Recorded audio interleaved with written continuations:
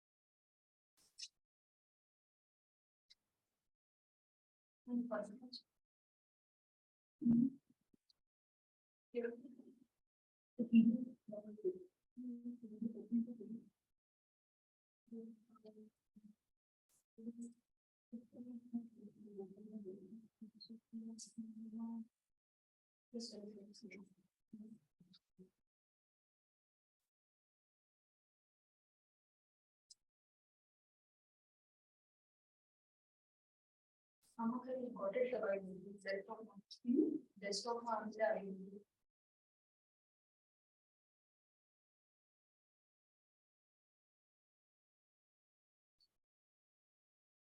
चालू करो.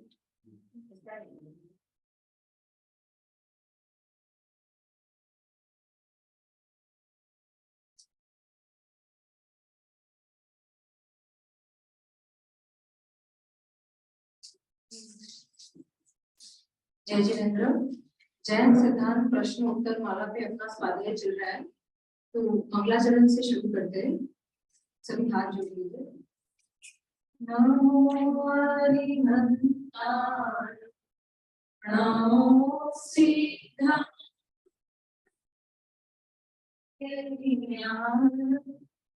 नमो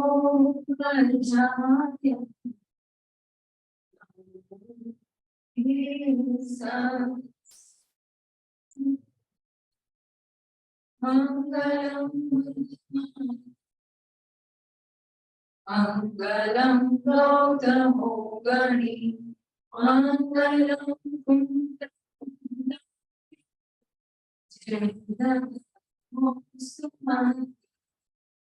आत्मा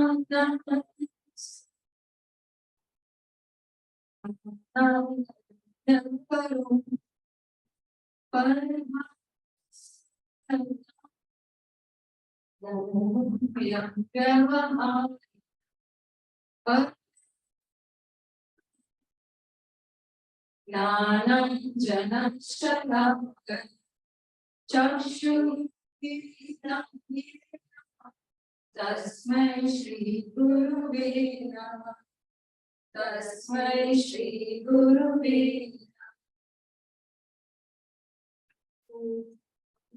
प्रीवियस क्लास का रिवीजन दे देते हैं. तो क्या देखा था हमने प्रीवियस क्लास में, किसी को याद है? राजू लाठी ने क्या लिया था लास्ट क्लास? जूम में भी किसी को याद है तो बता सकते हैं.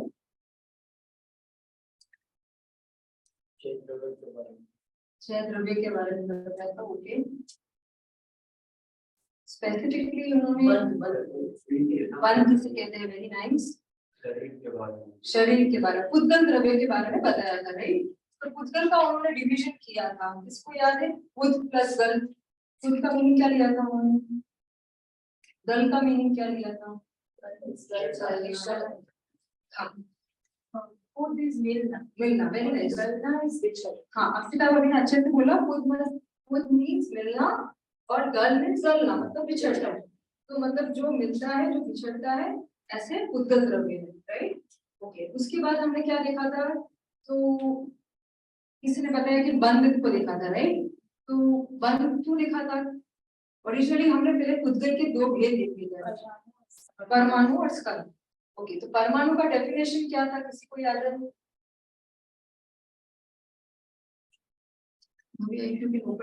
द्रव्य अधिकार. इसको छेद नहीं कर सकता है, छोटा सा. हाँ, भाव. ये अंकल ने भाव बहुत अच्छे से पकड़ा है.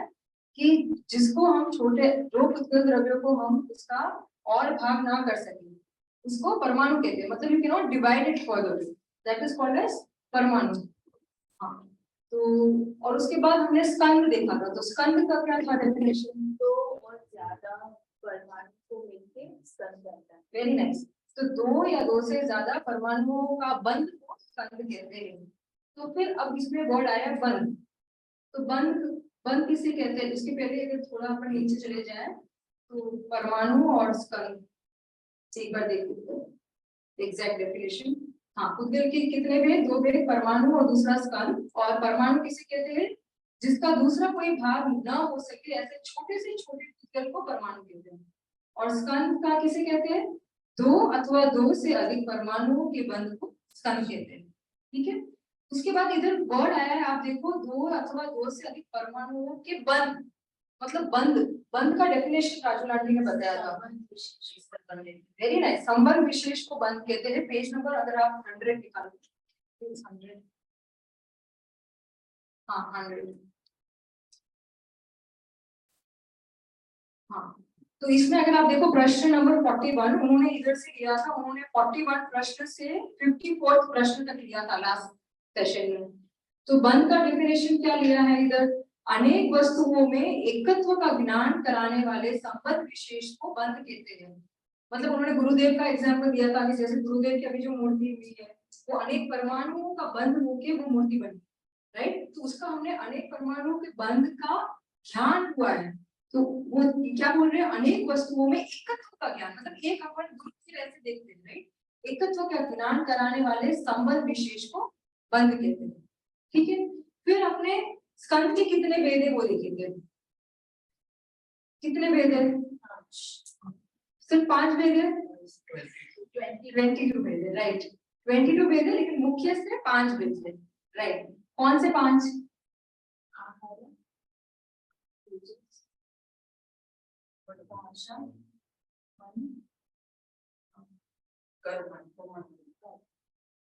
इसमें आहार वर्गना ऐसे बोलना है। वर्गना का मीनिंग किसी को पता है क्या होता है?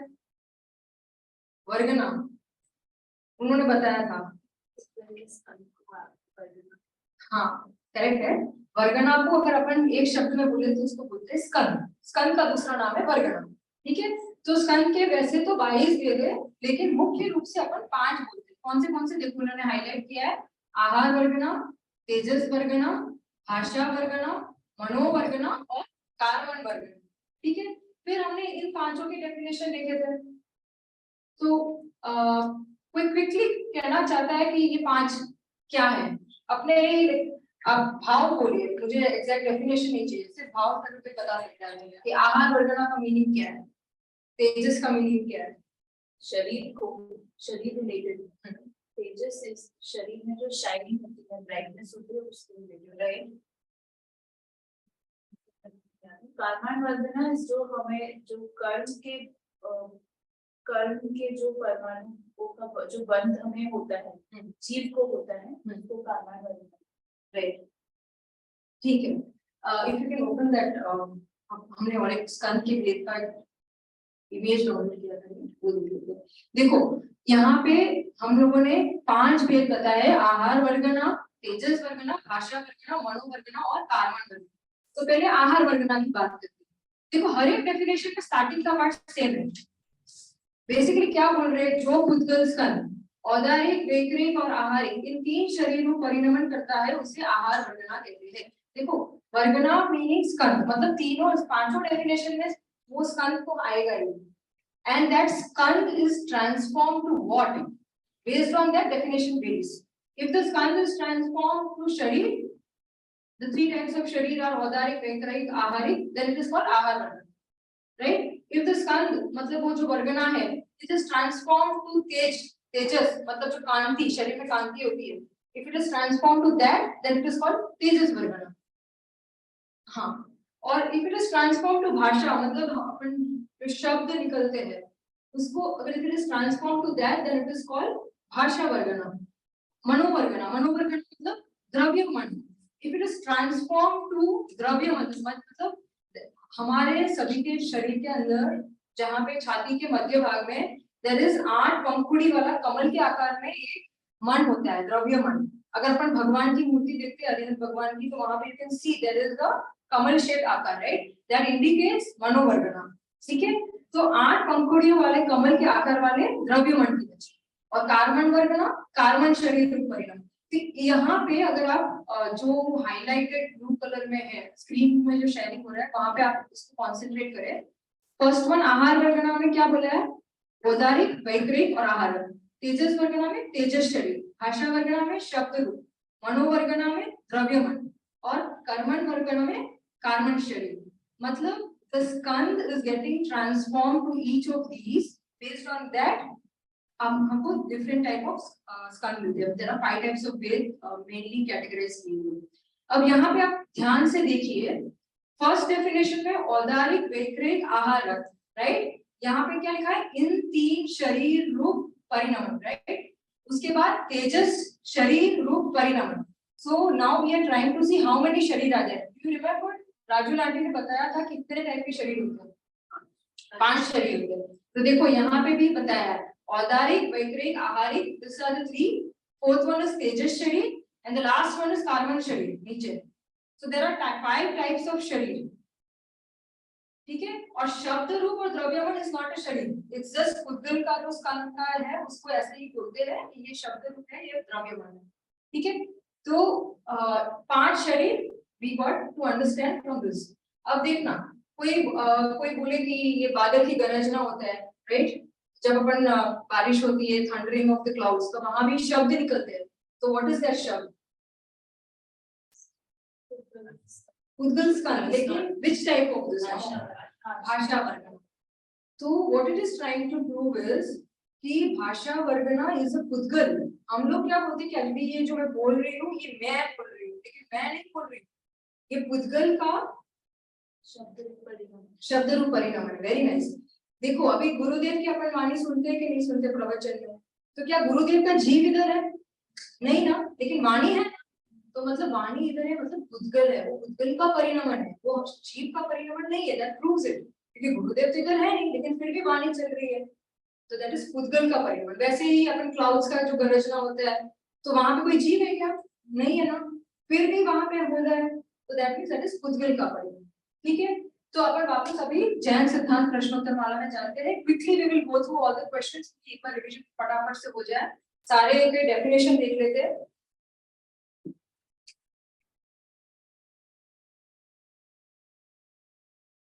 Page number 100। हाँ देखो, आहार वर्गना किसे कहते हैं, जो पुद्गल स्कंद, औदारिक, वैकृत और आहारक इन 3 शरीर रूप परिणमन करता है, उसे आहार वर्गना कहते हैं। यहाँ पे औदारिक, वैकृत, आहारक, किसी को याद है क्या है इसका मीनिंग?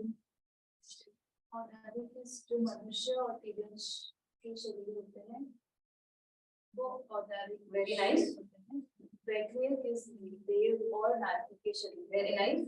आहारक शरीर वो होता है जो 6ठे गुण स्थान वाले मुनिराज के माथे से, मस्तक से जो पुतला समान एक आते हैं, जब उनको वो भाव होता है कि उन्हें जाना है या कुछ समझने जाना है, तो सिर्फ वो पुतला शरीर जाके आता है, मतलब उसमें उनका वो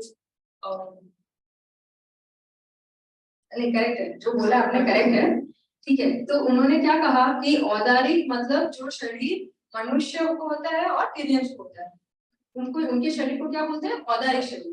वैकृत शरीर किसको होता है, देव और नारकीय को होता है। और आहारक शरीर किसको होता है, मतलब 6ठे गुणस्थान वर्ती रिद्धिकारक मुनिराज, जब उनको कोई भाव आता है कि जैसे मुझे सिमंदर भगवान के दर्शन करने हैं या मुझे कोई शंका है जिसका क्लैरिफिकेशन करना है, तो तब उनके सिर में से एक पुतला का आकार स्वच्छ और श्वेत, मतलब श्वेत कलर का निकलता है और वहां से दर्शन कर आता है, ठीक है। तो अपन डेफिनेशन देख लेते हैं इन सारे के, before we go to the definition of औदारिक, वैकृत, आहारिक, पहले सारे वर्गना के देख लेते हैं। तो आहार वर्गना was the first one, right. तो जो पुद्गल स्कंद इन 3 शरीर रूप परिणाम को, उसको आहार वर्गना कहते हैं। नेक्स्ट इज तेजस वर्गना।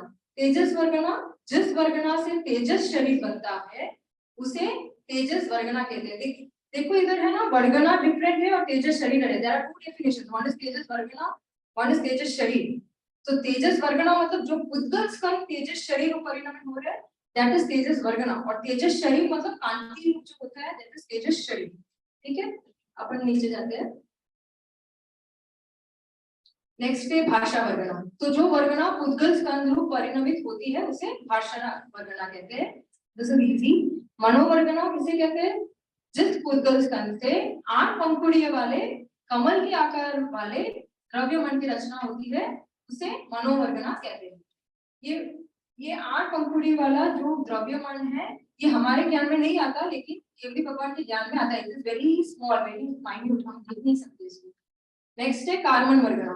तो जो पुद्गल स्कंद कार्बन शरीर परिणमे उसे कार्बन वर्गना कहते हैं। मतलब जो कर्म, जो 8 कर्म बोलते हैं कि जीव कर्म से बंधा हुआ है, तो यहाँ पे उस कर्म की बात कर रहे हैं।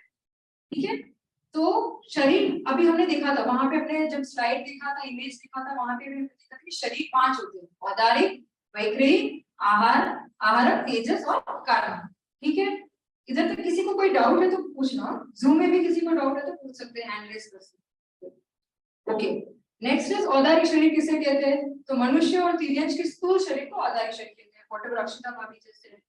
वैक्रिक शरीर किसे कहते हैं? जो छोटे, बड़े, एक, अनेक आदि भिन्न भिन्न प्रकार की क्रियाएं करे, ऐसे देव और नाटियों की शरीर को वैक्रिक शरीर कहते हैं। मतलब अगर देव को ऐसे बोल दे कि अभी आपको हाथी बनना है, इंद्र बोल दे तो उसको बनना पड़ता है। तो मतलब he can change his शरीर, he can transform his शरीर to various forms, क्योंकि उनका कौन सा शरीर है? वैक्रिक शरीर है। That is the reason they are able to do so. ठीक है, नेक्स्ट है आहारक शरीर। आहारक शरीर किसे कहते हैं? आहारक वृत्तिधारी छठे गुणस्थानवर्ती मुनि को किसी प्रकार की तत्व शंका होने पर अथवा जिलालय आदि के वंदना करने के लिए मस्तक में से एक हाथ प्रमाण स्वच्छ, श्वेत, सप्त धातु रहित पुरुष आकार जो पुतला निकलता है उसे आहारक शरीर कहते हैं। यहाँ पे अगर आप देखो तो एक शब्द आया है सप्त धातु रहित। किसी को पता है इसका मीनिंग क्या है? सप्त धातु देखो आयुर्वेद में भी आता है, हर एक शरीर में अपने जो है होता है, हर एक शरीर में सप्त धातु होता है। सप्त धातु मतलब you have your muscles, you have blood, you have various types of. एक ऐसा बोलते हैं कि एक धातु से दूसरा धातु बनता जाता है till the end, till the seventh धातु। फर्स्ट धातु इज रिस्पांसिबल फॉर सेकंड धातु, फिर थर्ड धातु, फिर फोर्थ धातु। So if you are losing seventh धातु you have to go through all first to seventh. लेकिन ये हमारे शरीर में ऐसा है, मतलब जो अपन मनुष्य गति के जीव है उसके ऐसा है।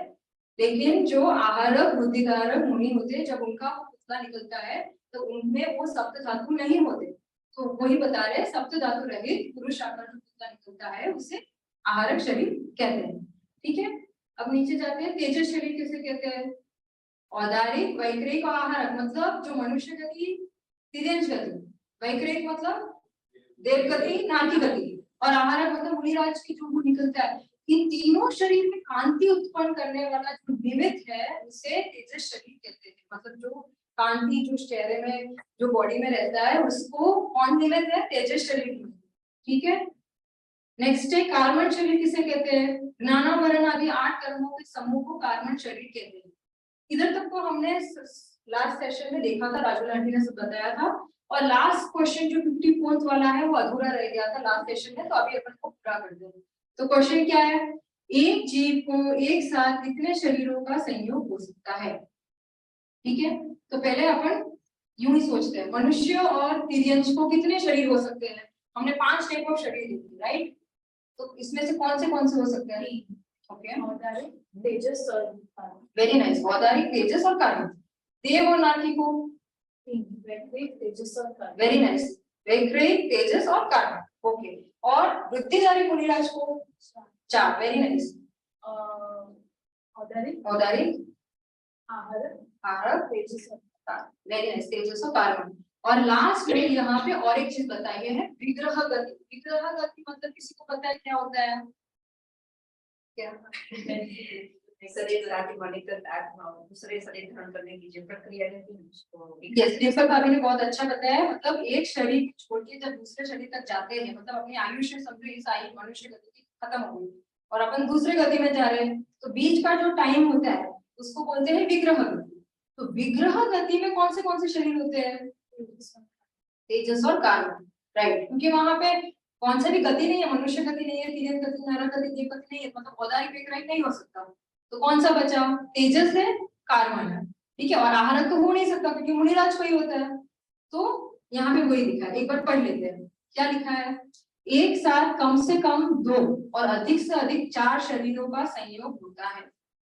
मतलब संसारी जीवों को एक साथ मिनिमम 2 एंड मैक्सिमम 4 शरीर हो सकते हैं। विग्रह गति में तेजस और कार्बन शरीर का संयोग होता है, मतलब एक भाव से दूसरे भाव के बीच में जो टाइम रहता है उसमें तेजस और कार्बन शरीर होता है। मतलब इसका मतलब क्या हो पता, हमने जो भी कर्म बांधे हैं वो साथ में चलते हैं, उनको छोड़ते नहीं, ठीक है। और उसके बाद मनुष्य और तिर्यंश को औदारिक, तेजस और कार्बन 3 शरीर होते हैं, किंतु आहारक, वृद्धिधारी मुनि को औदारिक, आहारक, तेजस और कार्बन ऐसे 4 शरीर होते हैं, ठीक है। क्योंकि रुधिधारक मुनिराज है तो उनको वृद्धि है, तो उनको आहारक शरीर भी होता है एक्स्ट्रा। और देव और नारकियों को वैकृत, तेजस और कार्बन 3 शरीर होते हैं, ठीक है। इधर तक किसी को कोई क्वेश्चन है? क्योंकि इसमें पूरा पुद्गल का टॉपिक राजू आंटी ने कवर किया था। जूम में भी किसी को कोई क्वेश्चन है तो हैंड रेज कर सकते हैं। ओके, नहीं है तो अपन आगे बढ़ते हैं। अब मुझे एक चीज बताओ, हमने इतना सब क्यों पढ़ा? इतने सारे शरीर जानने की जरूरत ही क्यों थी?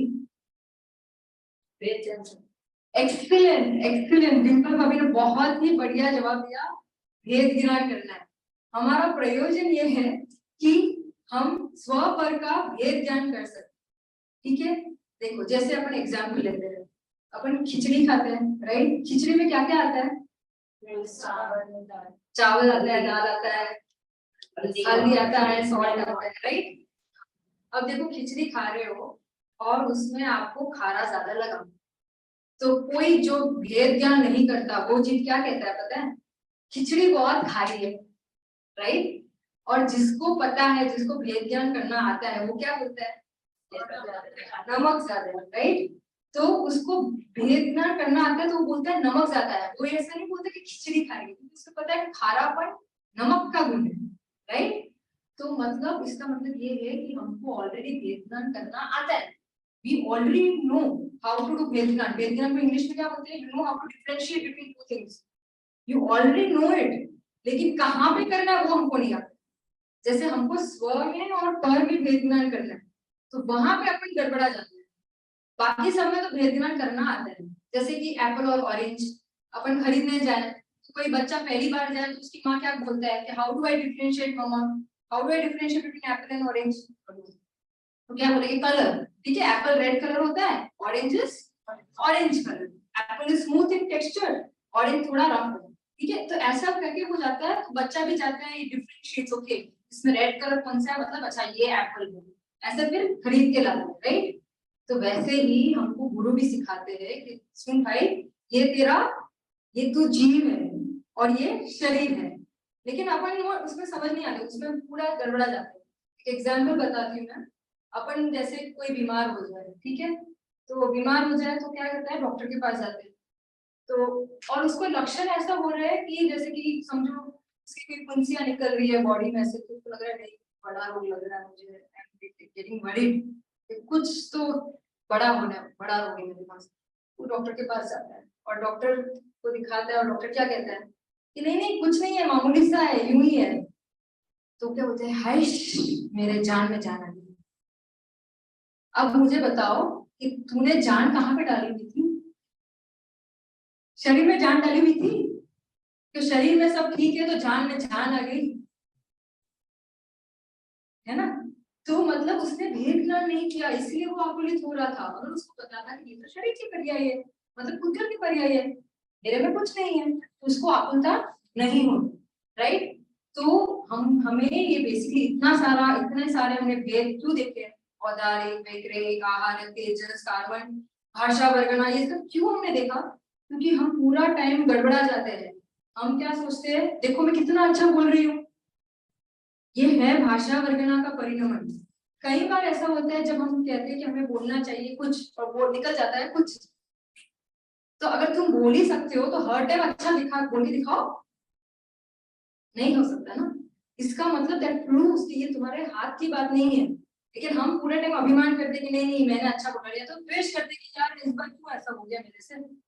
तो भाषा वर्गना तेरे हाथ में नहीं है। मनोवर्गना, ये थोड़ा कॉम्प्लिकेटेड टॉपिक है ना। जो भाव होते हैं, मनोवर्गना मतलब द्रव्य मन, उसके रिलेटेड से जो भाव होते हैं, शुभ अशुभ भाव, वो डिटेल में अपन बाद में लेंगे। लेकिन एक बात समझ लेना कि मनोवर्गना मतलब जो द्रव्य मन है, उसका द्रव्य मन का तो अपन बिल्कुल भी करता नहीं। ठीक है, अगर देखो अब निगोद के जीव में क्या मन होता है, फिर भी जीव तो है ना, तो मतलब इस जीव एंड मन one and the same? No, that proves it, right, कि मन के बिना भी जीव रह सकता है। तो मनोवर्गना इज डिफरेंट। तो हम अपने को मन ना समझे, भाषा रूप ना समझे, तेजस कांति रूप ना समझे, अपना जो ग्लो है अच्छा कितना अच्छा करती है, तो वैसा अपन अपने को ना समझे। मतलब ये भेद ज्ञान कराने के लिए ये सब सिखाया जा रहा है कि you can differentiate between your शरीर and all the other things. जो हम लोग पर में सब में जहां भी अपन अपनापन करते हैं वहां सब से भेद ज्ञान करना है कि तू जान कि स्व कौन है और पर कौन है, ये सब पर है, इसलिए सब समझा रहा है। अच्छा एक चीज बताओ मुझे, आप कह रहे हो तो ठीक है, स्व पर जान लिया हमने, जानने के बाद करें क्या? कुछ फायदा तो होना चाहिए ना।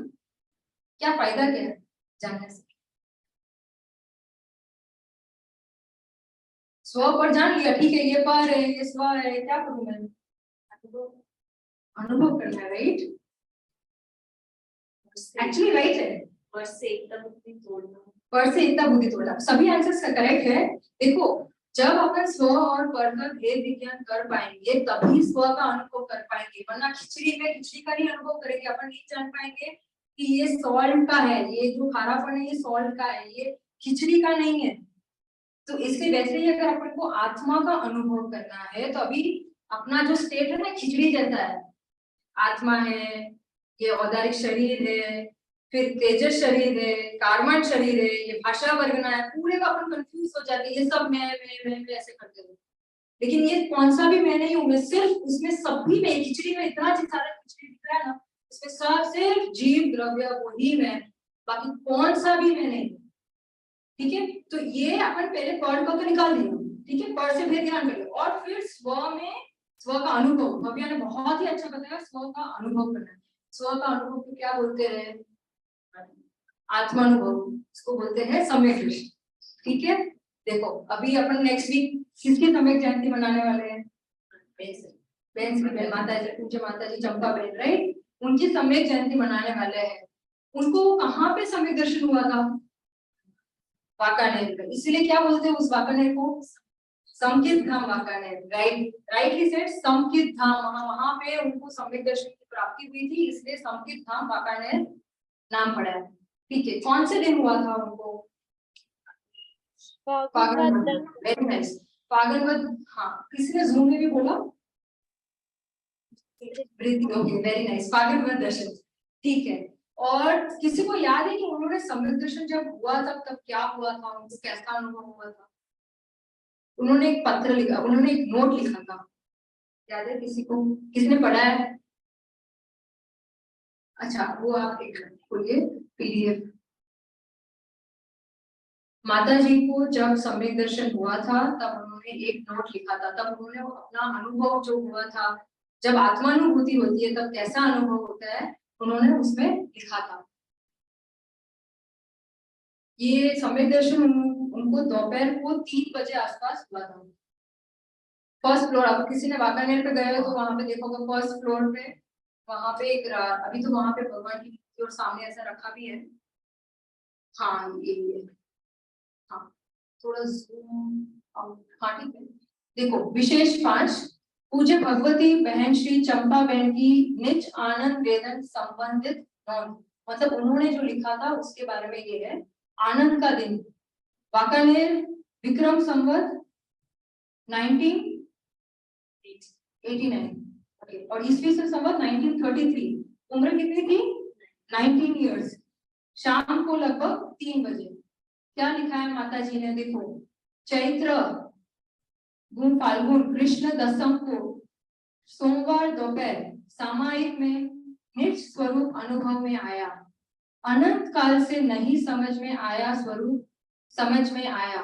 आनंद सागर उछल रहे थे। वह स्वरूप आश्चर्यकारी व अद्भुत है। परम उपकारी, परम प्रतापी सद्गुरुदेव को नमस्कार। क्या कहा उन्होंने कि उनको आत्मा में जो आनंद है उसका अनुभव हुआ, जो अतीन्द्रिय आनंद है, जो अनंत काल से उनको अनुभव नहीं हुआ था।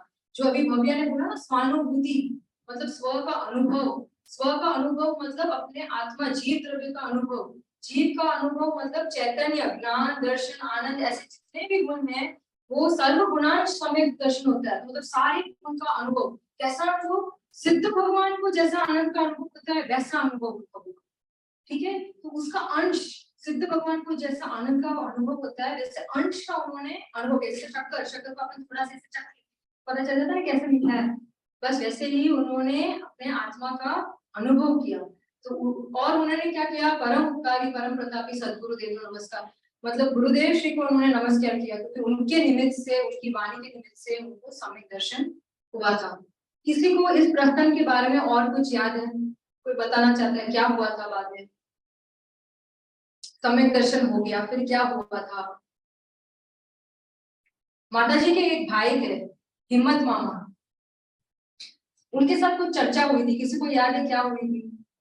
जूम में भी कि कोई है तो बता सकते हैं, किसी को याद है तो, कि क्या चर्चा हुई थी? पत्र में कुछ लिखन, पत्र व्यवहार हुआ था इन दोनों के बीच। हाँ, जैन दर्शन ही सत्य है ऐसा मेरे मामा के साथ जब पत्र व्यवहार हुआ तो उन्होंने इसे बहुत दृढ़ता से लिखा कि जैन दर्शन ही सत्य है ऐसा मैंने तो जाना है।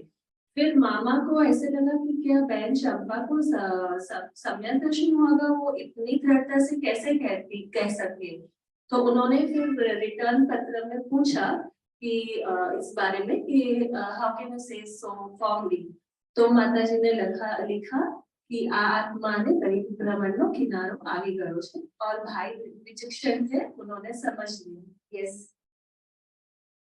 एक्सीलेंट। रिंकू दीदी ने बहुत ही अच्छे से जवाब दिया। अपन वही अभी आगे पढ़ने वाले हैं। जस्ट स्क्रॉल डाउन, जो पत्र व्यवहार हुआ था उन दोनों के बीच। हाँ, इसके नीचे और एक, ये तो माता जी ने ये वाला जो है नोट, उन्होंने अपना जो अनुभव था उसको डिटेल से लिखा है। तो वो जब अपन टाइम होगा तब आराम से पढ़ेंगे। देखो इधर क्या पत्र व्यवहार, ऊपर आप थोड़ा ऊपर जाइए। देखो यहाँ पे भाई बहन को दिखा रहे हैं। ये पूज्य माता जी है और राइट साइड में हिम्मत मामा है, मतलब अपन मामा बोलते हैं। ठीक है, तो उनके भाई है, बड़े भाई। तो अपन नीचे जाते हैं, क्या लिखा है पत्र में, माता जी ने क्या लिखा है। देखो, भाई हिम्मत भाई, संसार दुखमय है, अतः आत्मा को पुरुषार्थ करके उसमें से तार लेने की आवश्यकता है। प्रमाद करना योग्य नहीं है। जैन दर्शन सत्य है ऐसा मैंने तो जाना है। तुम भी प्रमाद छोड़कर वैराग्य बढ़ाकर विचार करोगे तो ऐसा ही जानने में आएगा। प्रमाद कर्तव्य नहीं है। मतलब क्या बोला है माता जी ने कि laziness is not a necessity. अपन क्या होता है, ठीक है यार कल करेंगे, इसमें क्या हो गया? नहीं, ये कब ये आयुष्य खत्म हो जाए पता नहीं, अपन को तो अभी करना है। ठीक है, तो उन्होंने क्या कहा, आत्मा का पुरुषार्थ करके उसमें से संसार जो दुखमय है उसमें से तार लेने की आवश्यकता है। और एक पत्र में माता जी ने ऐसा भी लिखा है मुझे मामा को कि अगर तुम्हें ऐसा नहीं लग रहा है संसार दुखमय, फिर भी अगर तुम्हें मेरे पर विश्वास है तो विश्वास करो।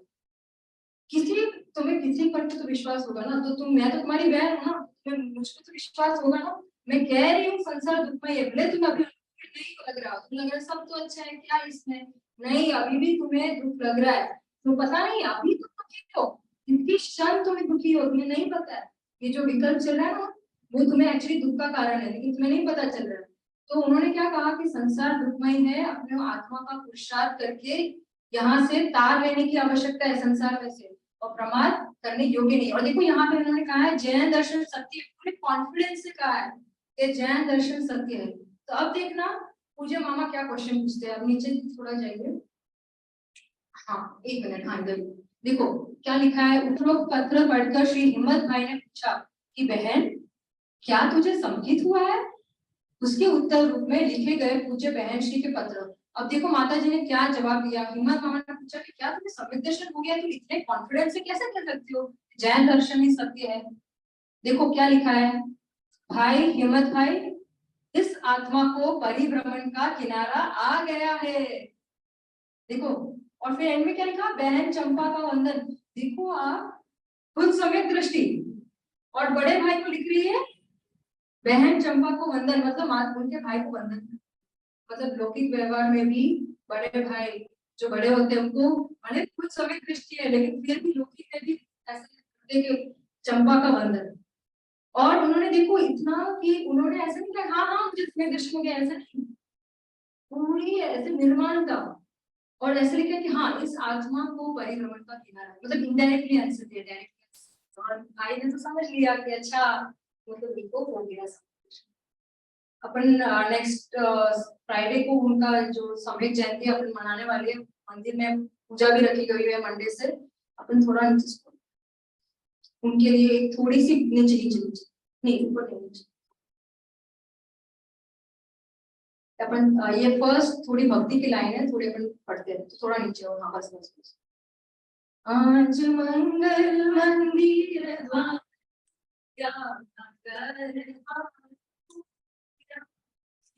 स्वानुभूति न स्वार्थ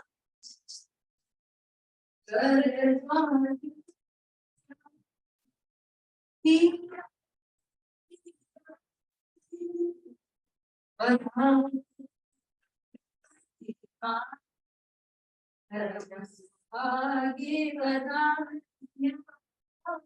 आज आनंद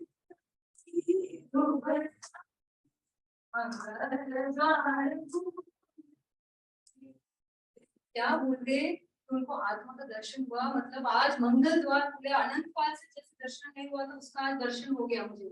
और स्वानुभूति मतलब स्व की अनुभूति। देखो अपन अभी तक क्या देख रहे थे, स्व पर का भेद ज्ञान। अपने जो अभी तक पढ़ा कि शरीर वो मैं नहीं, पांचों टाइप का शरीर वो मैं नहीं, माता जी ने उसका भेद ज्ञान किया, स्व और पर का भेद ज्ञान, और पर को छोड़कर स्व का अनुभव मतलब स्व का एक्सपीरियंस किया, तो उसको बोलते हैं स्वानुभूति। स्वानुभूति का स्वाद चाख्या मंगल द्वार खुले। और माता जी को अगर अपन हीरा मोती रत्न किसी से भी बताया तो उससे वो कम ही रहेगा, उससे उसका कोई उसका अपन कंपैरिजन नहीं कर सकते। तो एंडिंग में क्या बोलते हैं, आज मंगल द्वार दिया है। तो अपन उसी का जन्म जयंती सम्यक जयंती अपन नेक्स्ट वीक अपन मना रहे हैं। तो सभी को ऐसी भावना होनी चाहिए कि अपन भी उनके जैसे 19 इयर्स की एज में देखो कितना पुरुषार्थ करके उन्होंने स्वपर का भेद ज्ञान कर लिया, अपन भी वैसे ही पुरुषार्थ करके अपने आत्मा का प्राप्त करें, वही भावना। अपन अपन वापस प्रश्न उत्तर माला पे चलते हैं। तो अभी तक हमने जीव द्रव्य के बारे में देखा, उद्गिल द्रव्य के बारे में देखा, राइट। अब अपन आगे बढ़ते हैं धर्म द्रव्य। धर्म द्रव्य किसे कहते हैं, देखो धर्म अपन शब्द जब यूज करते हैं जनरली लाइफ में तो उसका मीनिंग क्या होता है, रिलीजन ओके, और वैरायटी पर्पस में अपन यूज करते हैं धर्म, रेस्पॉन्सिबिलिटीज ओके, प्रिंसिपल्स ओके। धर्म को वैसे अपने क्या बोलते हैं, शास्त्र की भाषा में ऐसे भी बोलते हैं रत्नत्रयी को धर्म, सम्यक दर्शन सम्यक ज्ञान सम्यक चारित्र वो धर्म, ठीक है। और वैसे लौकिक में व्यवहार से ऐसे बोलते हैं कि पुण्य वो धर्म, ऐसे बाकी के लोग क्या बोलते हैं पुण्य करो तो धर्म है, ठीक है। तो यहाँ पे उस धर्म की बात नहीं चल रही है, यहाँ पे धर्म द्रव्य की बात चल रही है। द्रव्य मतलब वस्तु, मतलब there is a thing in the world which is called as dharam dravya. It's a vastu, it's a thing. जैसे अपन जीव द्रव्य it's a real thing, right? ऐसे धर्म द्रव्य is also a thing. Okay, तो यहाँ पे कंटेक्स्ट धर्म द्रव्य का है, मतलब वस्तु का है। धर्म वस्तु किसे कहते हैं, ओके, धर्म द्रव्य किसे कहते हैं, डेफिनेशन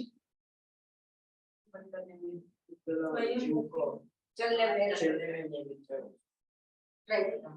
हाँ देखो क्या कह रहे हैं, जो स्वयं गमन करते हुए जीव और पुद्गलों को गमन करने में निमित्त उसे धर्म द्रव्य कहते हैं। स्वयं जैसे स्वयं गमन करती हुई मछली को गमन करने में पानी, ठीक है।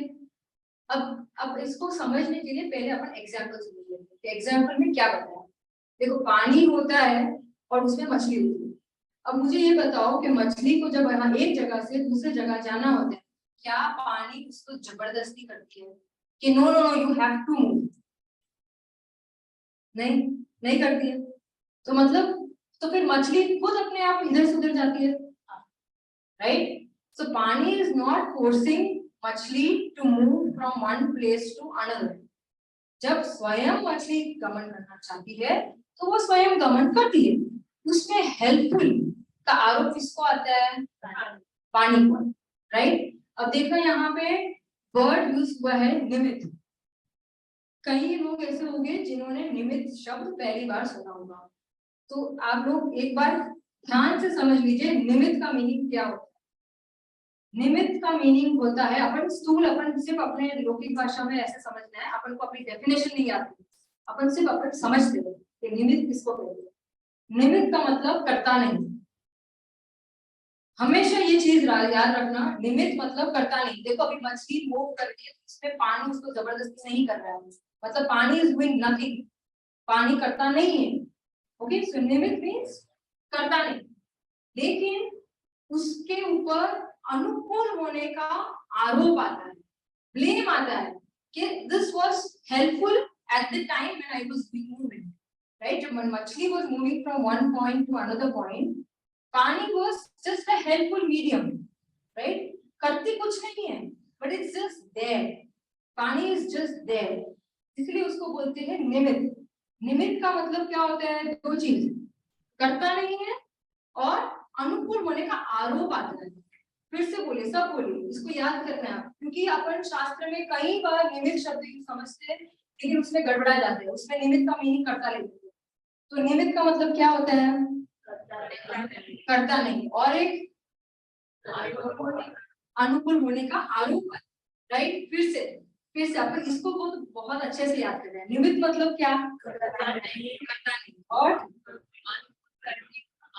अनुकूल होने का आरोप आता है, करने का नहीं। ओके, अनुकूल होने का आरोप आता है, ठीक है, याद रखना। देखो अपन और एक एग्जांपल लेते हैं, जैसे कि अपन देखो कि कॉलेज लाइफ में क्या होता है, जो बच्चे होते हैं सब वो ऐसे ही चिट चैट करते रहते हैं, टाइम मिला, अभी पीरियड कुछ नहीं है तो बाहर में जाके गपशप करते हैं, राइट? अब देखो गपशप कर रहे हो और टीचर आया या तो प्रिंसिपल आया, तो क्या होता है, जो भी मस्ती कर रहे थे साइलेंस। अब मुझे ये चीज बताओ, प्रिंसिपल ने कुछ किया? वो सिर्फ आया था, he was just present there, कुछ किया नहीं, राइट? लेकिन ऑटोमेटिक बच्चों ने जैसे ही प्रिंसिपल को देखा चुप हो गए। तो मतलब निमित्त, मतलब यहाँ पे प्रिंसिपल इज द निमित्त, प्रिंसिपल ने कुछ किया नहीं है, लेकिन जैसे ही it is this there, and कब आरोप आएगा? देखो निमित्त भी कब बोला जाएगा? जब बच्चों ने जब बातचीत कर रहे थे और फिर चुप हो गए, तब भी उसको निमित्त कहने आएगा। देखो प्रिंसिपल आए और बच्चों फिर भी बातचीत कर रहे होते तो इसको निमित्त नहीं बोलते। एक चीज याद रखना, निमित्त तभी बोला जाएगा जब कार्य होगा। तो एक चीज बहुत इंपॉर्टेंट है, तीन चीज याद रखना है, कार्य होगा तभी निमित्त कहा जाएगा, निमित्त करता नहीं है, और उसके सिर्फ अनुकूल होने का आरोप आता है, ब्लेम आता है, करता कुछ नहीं है, ठीक है? ऐसे प्रिंसिपल इज द निमित्त, और जब ये बच्चों ने खुद जो बातचीत कर रहे थे बातचीत करना बंद कर दिया, तब प्रिंसिपल को आरोप आया कि ही इज द निमित्त, ठीक है? वैसे ही जब, अब देखो, जब जीव और पुद्गल स्वयं गमन करते, यहाँ पे बहुत इंपॉर्टेंट शब्द है स्वयं गमन करते हैं, मतलब दे आर डूइंग इंडिपेंडेंटली। जैसे मछली को पानी ने फोर्स नहीं किया था, वैसे ही यहाँ जीव और पुद्गल को धर्म द्रव्य इज नॉट फोर्सिंग कि नहीं नहीं नहीं तुम गमन करो ही करो, ऐसा नहीं। स्वयं गमन करते हुए जीव और पुद्गल करने में जो निमित्त हो उसे क्या कहते हैं? धर्म द्रव्य कहते हैं, राइट? डेफिनेशन एक बार और याद करते हैं, सभी बोलिए। जो स्वयं गमन करके जीव और पुद्गल को गमन करने में निमित्त हो से धर्म द्रव्य कहते हैं। देखो इसमें और एक चीज मुझे बतानी है, जीव और पुद्गल जब स्वयं गमन करते हैं, लास्ट क्लास में राजू आंटी ने एक शक्ति बताई थी, क्रियावती शक्ति, वेरी नाइस। क्रियावती शक्ति क्या करती है? फर्स्ट ऑफ ऑल क्रियावती शक्ति, इज इट अ द्रव्य, इज इट अ गुण, और इज इट अ पदार्थ? It's a good, very nice. तो उसमें क्या परिणाम होता है? क्रियावती शक्ति does what? Movement, only movement. क्रियावती शक्ति helps in both movement and स्थिर, इट्स नॉट जस्ट मूवमेंट, ठीक है। देखो जीव और पुद्गल दोनों में ऐसी शक्ति है, मतलब उसका पावर है, उसका खुद का गुण है कि क्रियावती शक्ति से वो गमन भी कर सकती है और रुक भी सकती है, because it has its power, that is why it's able to move and it's able to stop, ठीक है। बाकी के 4 द्रव्य में ये गुण नहीं है, मतलब अधर्म, अधर्म, आकाश और काल में क्रियावती शक्ति नहीं, सिर्फ जीव और पुद्गल में क्रियावती शक्ति है। और देखो जीव और पुद्गल में क्रियावती शक्ति है, मतलब it has its capability, that is why it is able to move and that is why it is able to stop. But अनुकूल होने का आरोप धर्म द्रव्य पे आता है।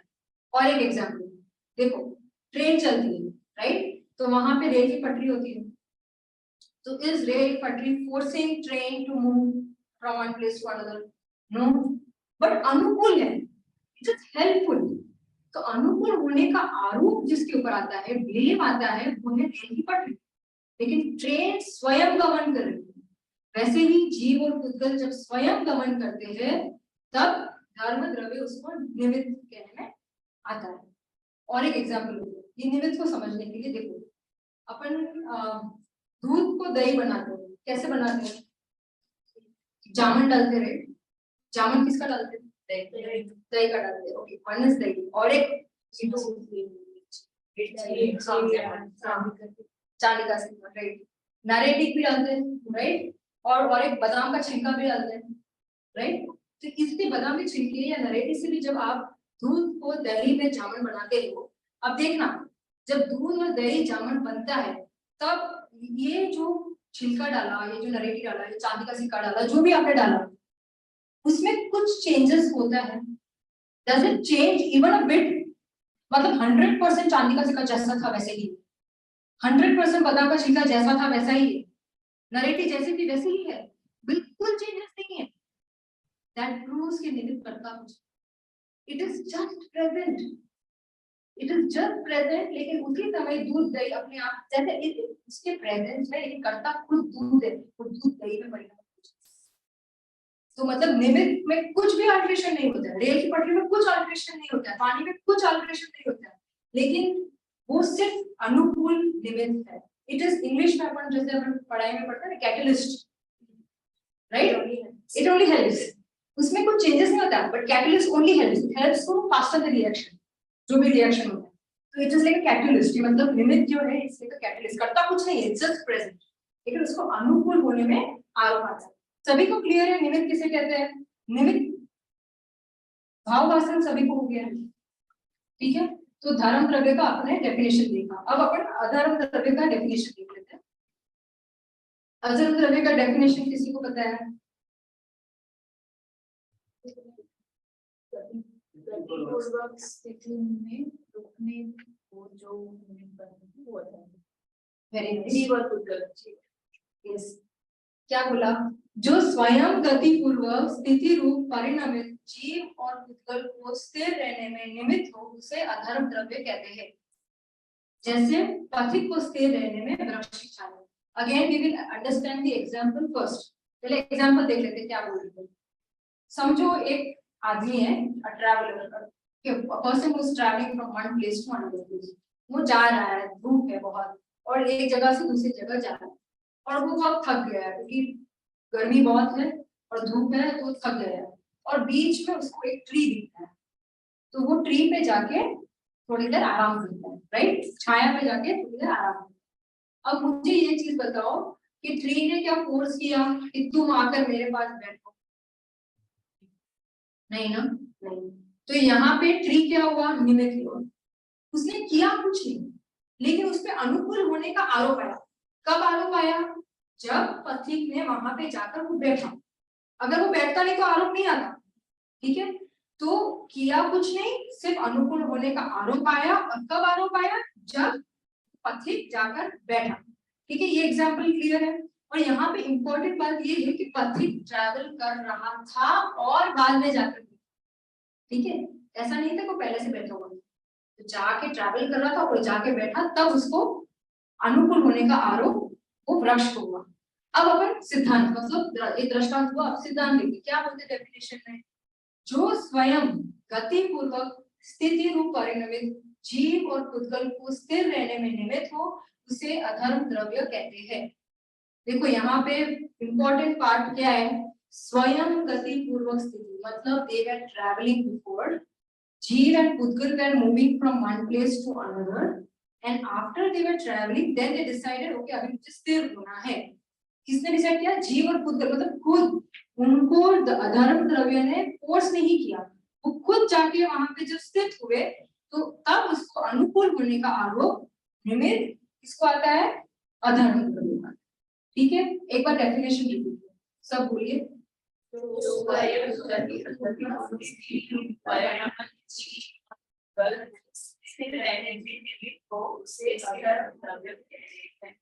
देखो यहाँ स्थिति का एक बहुत इंपॉर्टेंट मीनिंग है। स्थिति word is does not use like that.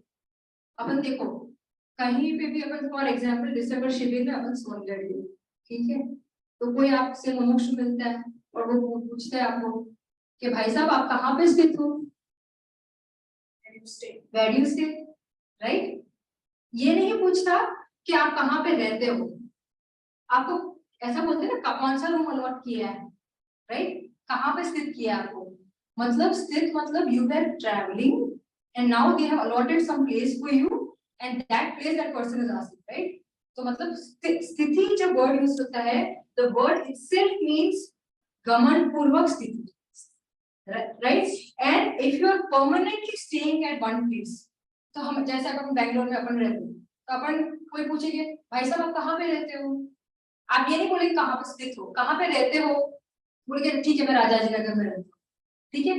तो ये रहता है शब्द is different, रहता means permanent and स्थित शब्द means you are traveling and now you have decided कभी temporarily थोड़ी देर यहाँ पे मैं स्थित होने वाला हूँ, तो that is called स्थिति, right? तो यहाँ पे जो स्वयं गति पूर्वक स्थिति, स्थिति मतलब टेम्परेरी जो अभी वो स्थिर हुआ है, he was first moving, now he has become स्थिर, उसको ऐसे जो जीव और पुद्गल को स्थिर रहने में जो निमित्त है उसे अधर्म द्रव्य कहते हैं। ठीक है, देखो यहाँ पे जब स्थिति वर्ड यूज होता है तब अधर्म द्रव्य याद करें, और जब रहने का वर्ड याद आए तब कौन सा द्रव्य याद करें? कौन बोला? वेरी नाइस आकाश, एक्सेलेंट ऋषि, वेरी नाइस। आकाश शब्द रहने का जब वर्ड यूज होता है तब बोलेंगे कि आरोप होने का आरोप आकाश पे आएगा, तो रहने का मतलब ऑलवेज रिमेंबर आकाश, स्थित मतलब अधर्म द्रव्य, आरोप उसके ऊपर। ठीक है, अभी जैसे महावीर भगवान को जब मोक्ष हुआ था, ठीक है, तो वहां पे पहले तो वो अपन जैसे ही नॉर्मल थे ह्यूमन बीइंग, फिर उन्होंने समुद्र प्राप्त करके फिर पुरुषार्थ करके मुनिराज होके, फिर जब उन्होंने पूरा एकदम पुरुषार्थ उठाया और 14वें गुण स्थान से जब वो आगे बढ़े तब वो जाके सिद्ध शिला में जाके क्या बोलेंगे? विराजमान स्थित हो, क्योंकि ही वाज ट्रैवलिंग, उसकी आत्मा यहाँ से जाकर सीधा ऐसे ऊपर जाकर वहां पे सिद्ध शिला में जाकर स्थित हुआ, मतलब he was traveling before and then it went and स्थित, तो वो स्थित जो स्थित हुआ उसमें कौन सा आरोप आएगा, कौन से द्रव्य पे आरोप आएगा? अधर्म द्रव्य पे आएगा। लेकिन इमेजिन वो फर्स्ट समय की बात है, अब उसके बाद हमेशा परमानेंटली वो वहां पे ही रहने वाले हैं। अब बोलो कौन सा द्रव्य, क्या अधर्म द्रव्य पे आएगा? अधर्म द्रव्य पे आएगा, वेरी नाइस, अधर्म द्रव्य पे नहीं आएगा, आकाश पे।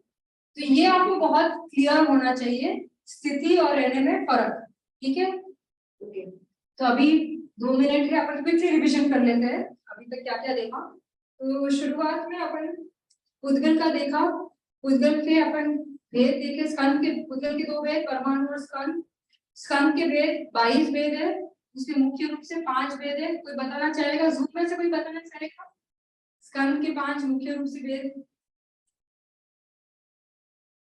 जो राजू लांटी ने भी लास्ट क्लास में लिया था?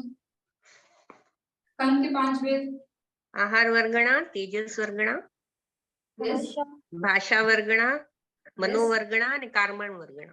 Very nice Meena aunty, very nice, excellent, उन्होंने बहुत ही अच्छे से जवाब दिया। ओके, तो हमने ये 5 वेद और आहार वर्गणा में अपन 3 शरीर देखे थे, कौन से?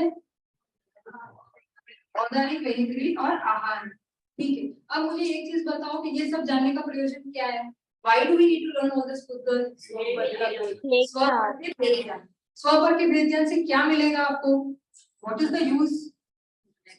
स्वयं स्वयं का अनुभव होगा, स्वानुभूति होगी, सम्यक दर्शन होगा, अपने खुद का अनुभव होगा, मतलब ये डिफरेंशिएट बिटवीन मैं कौन हूँ और पर कौन है।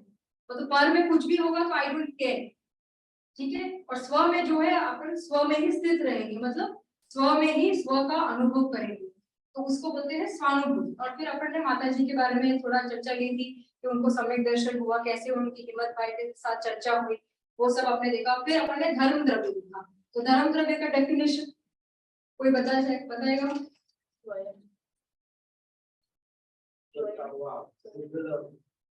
जीव को चलने में निमित्त होता है उसको। हाँ, प्रसाद अंकल ने बहुत अच्छे से बोला, जो जीव और पुत्र स्वयं गति और जिसमें जो स्वयं गमन करते हैं उसमें जो अनुकूल होने का जिसको आरोप आता है उसको बोलते हैं द्रव्य द्रव्य, मतलब निमित्त जिससे रूप से द्रव्य द्रव्य कहते हैं। ओके, धर्म द्रव्य, अधर्म द्रव्य,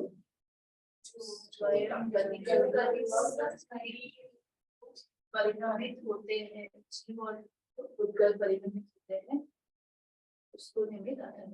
वेरी नाइस। जो स्वयं गमन पूर्वक स्थिति रूप परिणमन होते हैं, ऐसे जीव और पुद्गल को जो जिसको निमित्त होता है वो होता है अधर्म। ठीक है, अभी इधर तक किसी को कोई क्वेश्चन है? जूम में से किसी को कोई क्वेश्चन है? ओके, तो फिर अपन जिनमानी स्कूल करते हैं।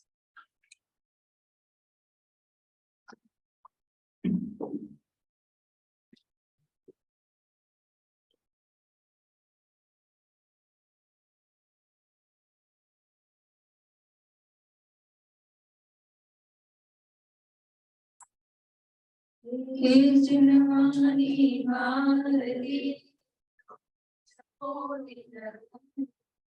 जो भी पापी सुख चैन जान